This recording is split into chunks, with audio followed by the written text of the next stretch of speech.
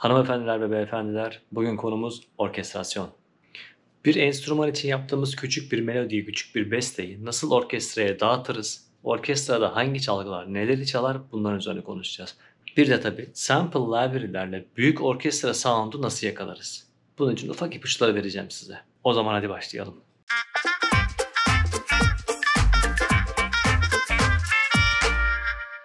Şimdi parça bu. İlk etapta dediğim gibi bir tane piyano bestesi zaten vardı orada, şu gördüğünüz kanalda. Ben bunu piyanoda besteledim, armonize ettim. Sonrasında bunu orkestraya dağıttım ve biraz üzerinde oynamalar yaptım. Önemli olan şey orkestrasyon yaparken de parçanın bütünlüğünü, temasını ve armonisini bozmadan onu olabildiği kadar süsleyebilmektir.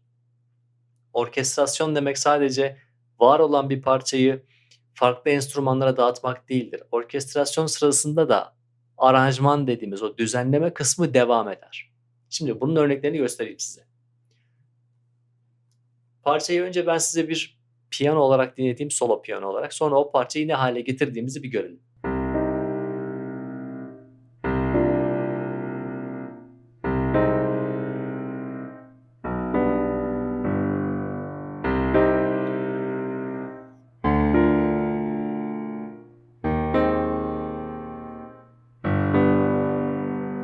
B teması. Çeşitlenerek geliyor fark ettiyseniz baslar.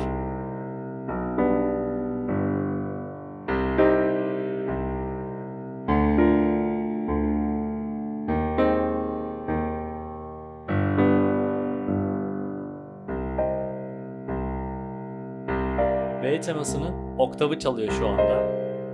Aynı tema ama oktavı.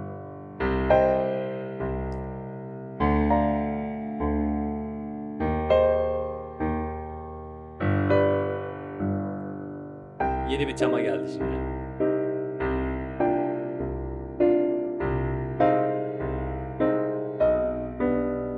Piyanonun en dizdeki notalarına dikkat edin. Asıl melodiyi veren şey biraz sonra bambaşka bir çalgıyla gelecek.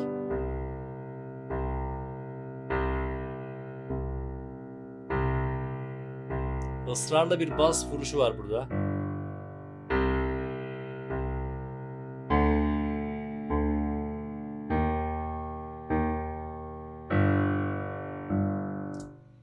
Şu bölümü alıyorum hemen. A temasının tekrarı.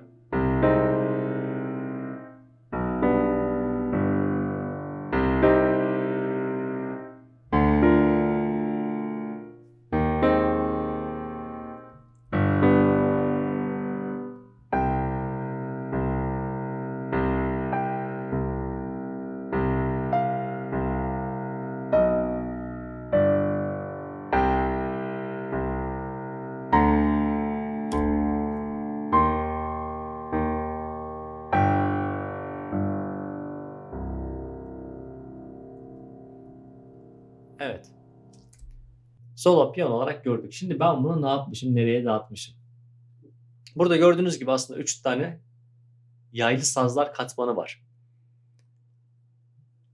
Buradaki high'de en yüksek notalar aslında tamamen az evvel söylediğim orkestrasyonu aranje etme konusunda kullandığım küçük trikler aslında.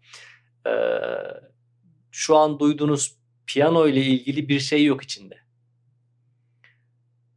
Piyanoda duyduğunuz armoniyi yürüten aslında buradaki string low yani bas sesler, cello ve kontrbaslar. Burada da string middle var. Bu middle orta frekans yaylı sazlar yani viola ve cello'nun tizleri, kemanın en pes seslerini bu kanala attım. Neden böyle yaptım? Kemanı ikiye ayırmak istiyorum çünkü biraz sonra göstereceğim. Burada keman, viola ve cello'yu ayrıyetten kuartet şeklinde bir düzenleme daha ekleyip üzerine sound'u büyüttüm. Şimdi piyanoda duyduğumuz besteyi stringlerden bir duyalım.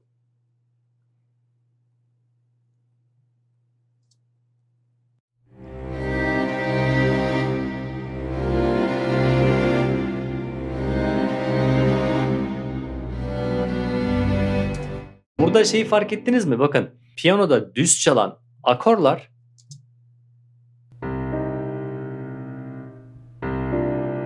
tan tan tan tan tan tan.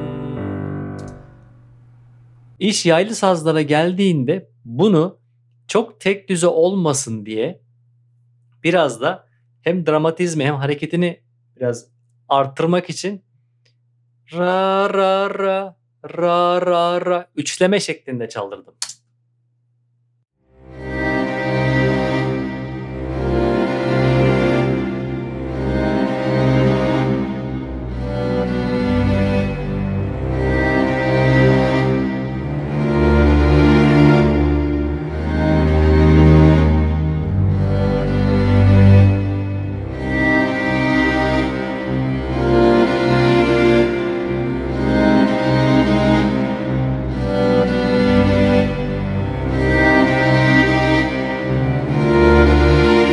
B teması da bitmek üzere.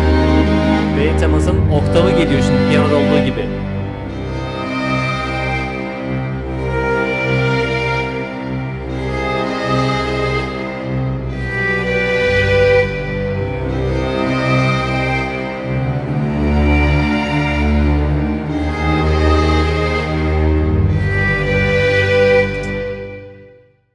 İşte bu kadar. Bir yaylı sazlar sound'u, sample'ları ancak bu kadar büyüyebilir. Bu tabii ki MIDI hali. Bunların exportlarını alıp da kanal kanal dağıtıp bir de mixlediğiniz zaman olay bambaşka bir yere doğru gidecek. Şimdi benim burada bu parçaya eklediğim 2 tane daha farklı keman var. Solo keman. Bir tanesi aslında grup keman. Bunları canlı çaldım. Grup kemandan kastım tabii ki çoklu sayıda bir keman grubunu tutup işte 4 tane, 6 tane, 8 tane bir arada hücum kayıt çalmaktan bahsetmiyorum. Elimdeki solo kemanı bir kere çaldım. Aynı kemanı bir kere daha çaldım. Sonra aynı kemanı bir kere daha çaldım ama farklı farklı akorlarla çaldığım için bir grup keman havası elde ettim. Dolayısıyla da şu anda dinleyeceğiniz keman aynı kemanı 3 kere üst üste çalıp kendi içinde o 3 kanalı mixleyip export alınmış hali.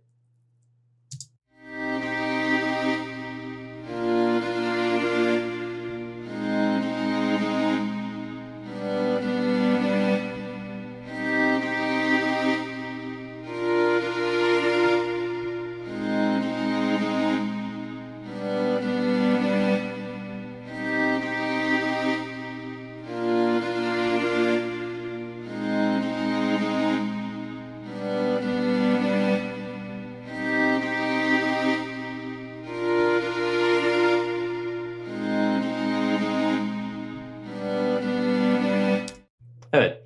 Sonra aynı kemanı bir de tek başına solo olarak çaldım. Onu da size buradan dinleteceğim. Solo çaldığım hali.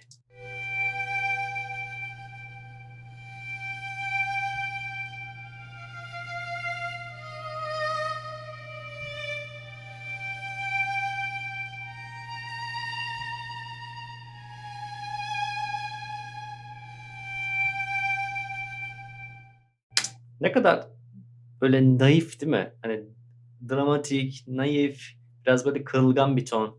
Kemanda bu tonu yapmayı seviyorum. Bu tonu kemanda elde etmek için ağır şeyi biraz tuşeden uzaklaştırıp çok böyle gösterişli çalmamaya çalışıyorum. Arşe'nin o kıl kısmı çok az değiyor tellere ve bu inanılmaz dramatik bir hava veriyor bence.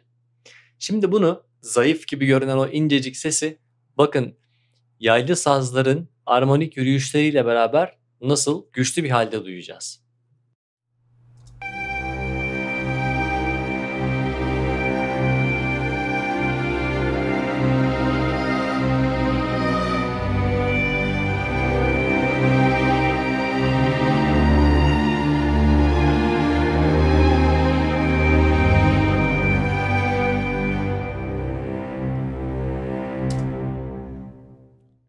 Olay budur.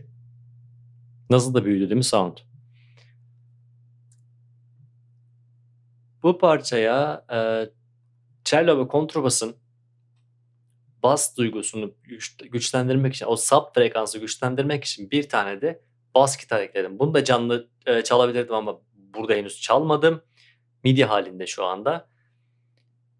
Piyano kanalını susturaraktan parçayı baştan bir dinleteyim size.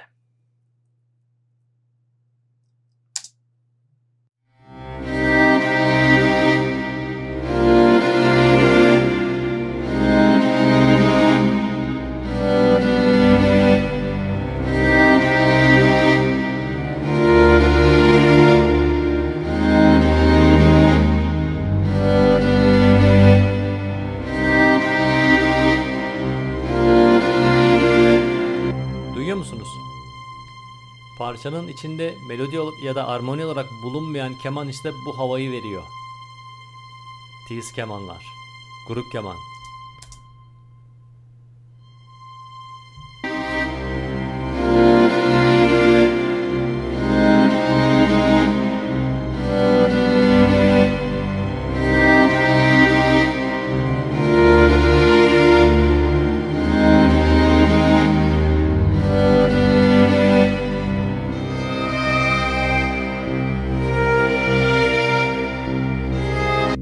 Bakın basın yürüyüşüne bakın. Solo piyano dinletirken basların ısrarlı bir şekilde aynı notayı tekrarlaması var ya, basta onu tekrarlattım ben de.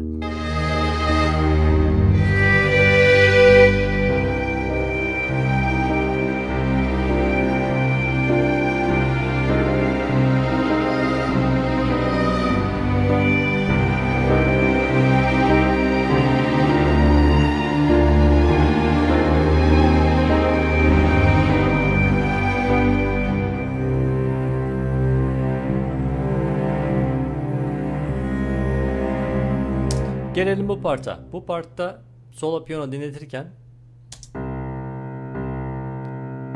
bas gitarın da başta yaptığı hareketi piyano baslarda yapıyor sadece. Burası niye böyle? Çünkü burada benim istediğim şey bir solo cello çalmak buraya. Şu anda MIDI halinde ama buraya cello çalacağım. Bakın ikisini dinleteyim.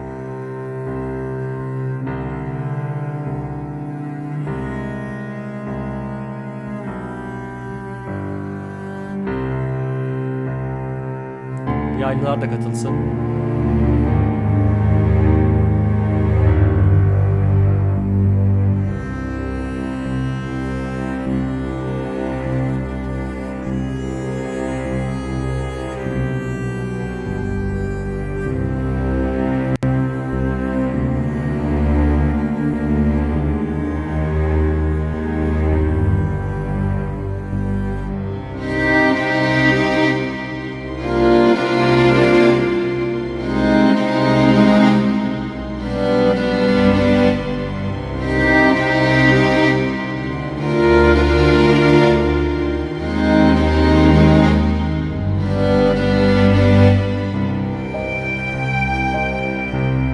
Yine solo keman.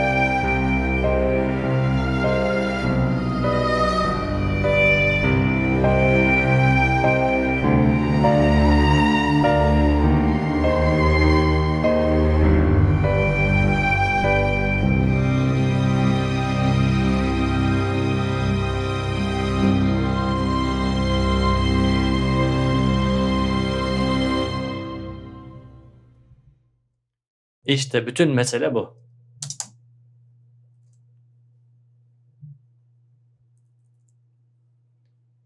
Piyano ile tek kanal yapılmış bir beste ve şurada gördüğünüz gibi bakın şu zaten parçanın audio export hali, o yüzden mute halde, bunu hiç duyurmadım size. 1, 2, 3, 4, 5, 6, 7, 8 ve 9 kanalla böyle bir orkestrasyon rahatlıkla yapılır. Bunu tabii miksaja geçerken bütün bu tek part içinde yazdığım, tek kanal içinde yazdığım bu bölümleri ayıracağım farklı farklı tonlayabilmek için basının tizini vesaire. 9 kanal 2'ye bile katlanmış olsa 18, hadi maksimum 20 kanallı bir miksaj olacak bu. Ben şu anda size olabildiği kadar sade haliyle anlattım. Tamamen sample library ve MIDI'lerle neler yapabiliriz. Tabii işin içine kattığım solo, yani canlı çaldığım keman grubu ve keman da işe bambaşka bir boyut veriyor ve işin sound'unu büyütüyor. Bu gibi trikleri size anlatmaya devam edeceğim. Özellikle orkestrasyon konusunda. Orkestrasyonda sample'larla beraber büyük sound'lar nasıl elde ederiz devamı gelecek. Video umarım hoşunuza gitmiştir. Bu tarz videoların devamı için kanala abone olmayı unutmayın. Bu arada videolara küçük bir like dokunuşu da çok tatlı olur. Bir melodi bestelemek, onu armonize etmek, sonra da orkestrasyonunu yapmak konusunda yeni içerikler hazırlayacağım. Bunun dışında film müziği ile ilgili bir sahneyi sıfırdan nasıl besteleriz bunu da anlatmaya başlayacağım yeni videolarda. Sıradaki videolarda görüşmek üzere. Kalın sağlıcakla.